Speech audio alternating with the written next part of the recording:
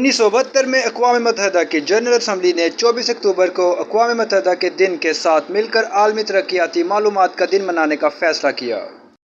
General assembly کا مقصد ہر سال عالمی رائے عامہ کی توجہ ترقیاتی مسائل کی طرف مبذول کرانا اور بین الاقوامی سطح پر مضبوط بنانے کی ضرورت تھی۔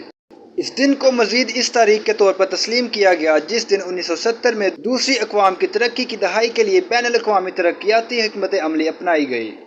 17 مئی 1972 کو تجارت اور ترقی پر اقوام متحدہ کی کانفرنس نے معلومات کی ترسیل اور تجارت اور ترقی کے مسائل کے حوالے سے رائے عامہ کو متحرک کرنے کے لیے اقدامات تجویز کیے۔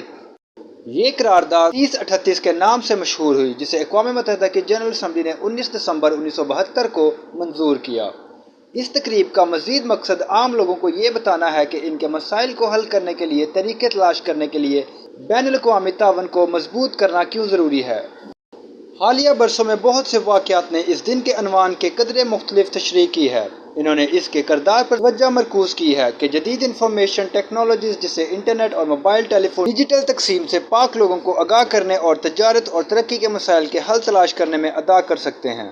ورلڈ ڈیولپمنٹ انفارمیشن ڈے ایک خاص مقصد نوجوانوں کو آگاہ کرنا اور ان کی حوصلہ افزائی کرنا ہے اور اس تبدیلی سے اس مقصد کو آگے بڑھانے میں مدد مل سکتی ہے۔ معلومات کا قابل اعتماد ذریعہ CRC، جڑے رہیں CRC کے ساتھ۔